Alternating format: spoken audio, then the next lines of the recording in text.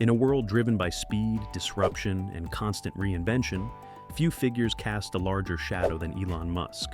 He is not simply a CEO. He is not just an engineer. Musk is a force, a myth in real time. And as the world watches him navigate industries ranging from aerospace to artificial intelligence, one thing becomes strikingly clear. His power isn't accidental. It isn't random. It is orchestrated, crafted, executed with the poise of someone following a script far older than Silicon Valley. Strip away the code, the rockets, the tweets, and you find the fingerprints of ancient rulers. Because the true genius of Musk is not just in his inventions, it's in his leadership, his ability to dominate headlines, shift markets with a single word, and command unwavering loyalty stems not from corporate training manuals, but from principles laid down by emperors, generals, and prophets thousands of years ago. Julius Caesar, Genghis Khan, Alexander the Great, Sun Tzu, they all understood that influence isn't about logic alone. It's about emotion, myth, and power over perception. In this immersive deep dive from Leader Insight, we step beyond the screen and into the psychology of command. We explore how Elon Musk channels the legacy of ancient leadership, not in a toga or with a sword, but in a black t-shirt, standing under the spotlight of a product reveal, reshaping reality with charisma and chaos. When Julius Caesar returned to Rome after his conquests, he didn't just ride in. He staged grand triumphs, parading captives, treasures, and war elephants through the streets. The message wasn't subtle. I control worlds, I bend reality, and I demand your attention. Elon Musk doesn't march through city gates, but he does crash into the cultural narrative with calculated force. The Tesla Cybertruck wasn't just a product, it was theater. The shattered windows during its live reveal should have been a PR disaster. Instead, it became legend.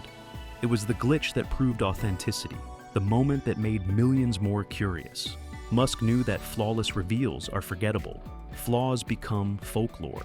He understands that in an economy where attention is currency, drama is the most valuable commodity. Launching a car into space? That's not engineering, it's spectacle. Hosting Saturday Night Live? Not branding, it's conquest. These are acts designed to lodge in the public imagination, not merely for sales, but for control. This is classic pageantry. Ancient kings ruled not just through armies, but through symbols. The sun disk of Pharaoh Akhenaten, the eagle of Rome, the golden throne of Emperor Qin. Musk's symbols are different, but just as potent. The flamethrower, the Mars rocket, the electric pickup. Each moment is a visual mantra. I am building the future. Watch me. And so, the markets do. Investors are drawn to Tesla, SpaceX, and Neuralink, not only for spreadsheets, but for belief. Musk's companies become arenas where followers can participate in something larger than commerce. The narrative becomes messianic, and like the ancient rulers who held their people captive through spectacle, Musk commands through awe. One of the oldest tactics of power is unpredictability. Genghis Khan would send false messages to trick enemy scouts, strike when least expected, retreat only to ambush. In chaos, he found supremacy. Elon Musk, in his own domain, channels a similar pattern. His Twitter presence is famously erratic. He announces major shifts in strategy late at night. He replies to random users. He posts memes, obscure references, and single-word provocations.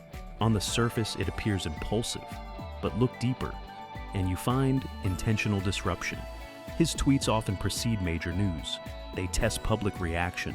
They stir markets, headlines, debates, all without a press release. Consider his tweets about taking Tesla private at $420 per share. The market exploded. The SEC launched investigations. Some said he was reckless. Others saw the deeper truth. Musk had just reasserted total narrative control. Every financial analyst, every trader, every journalist was now following his lead. He shifted from being judged by Wall Street to dominating its tempo. This strategy isn't new. Sun Tzu taught that all warfare is based on deception. Napoleon spread rumors about his own army's size to throw enemies off balance. Musk deploys ambiguity like a master tactician. He reveals just enough to stir speculation, then lets others spread the fire. Within his companies, this unpredictability becomes a cultural signature. Musk often reshuffles priorities without warning. Engineers are tasked with impossible deadlines. Internal hierarchies shift at his whim. The result? Constant movement, constant pressure. It filters out the uncommitted and forges loyalty through endurance. And for outsiders, competitors, regulators, markets, it creates paralysis. No one can predict Musk's next move. He becomes, like the great tacticians of history, a cloud of possibility, undefinable, uncontrollable, essential. Alexander the Great didn't rule from afar. He fought beside his soldiers, crossed rivers with them, and slept under the stars. He made his legend not by issuing commands, but by living the war. Elon Musk too shuns the executive suite. He works in factories, sleeps in conference rooms, insists on being in the thick of technical meetings. When Tesla faced its infamous production hell during Model 3 ramp-up, Musk didn't fly one off to vacation. He moved into the factory, slept under his desk, reviewed assembly lines part by part. He made himself part of the struggle, and his people noticed. This sacrifice isn't just for optics, it's a ritual of leadership. Ancient rulers fasted with their armies, endured plagues with their people. Musk's minimalist lifestyle, selling off his homes, reducing possessions, rejecting luxury, serves a similar purpose. It sends a message: I am not above this, I am this. His leadership style forges not a workforce, but a tribe. Employees become disciples. They don't just believe in the product, they believe in the man. Some work 80-hour weeks not for paychecks, but to be part of history. And like ancient emperors who merged state with self, Musk makes his identity indistinguishable from his ventures. Tesla is Musk. SpaceX is Musk. Twitter/X, Neuralink. They bear his fingerprints, his voice, his DNA. When he succeeds, they rise. When he falters, they shake. This is high-risk leadership, but also high bonding. In ancient cultures, the king's health was the nation's. Musk replicates that myth. His every move matters. His every word ripples across industries. And in that interconnectedness, he solidifies command. Few leaders in history have dared to speak in centuries. Most speak in quarters, in profit margins, in next year's goals. But prophets, reformers, and visionaries, Moses, Muhammad, Confucius, speak in eternal terms. Elon Musk often does the same. He doesn't merely sell electric cars. He wants to decarbonize the planet. He doesn't merely launch rockets. He wants to make life multiplanetary. He doesn't simply invest in AI. He wants to preserve humanity's consciousness beyond biological death. This framing elevates him beyond competition. No other CEO dares claim messianic purpose. Musk does it with ease, and people follow because in a world starved for purpose, vision becomes religion. Investors become believers. Employees become missionaries. The brand becomes destiny. He invites criticism, not as a flaw, but as a feature.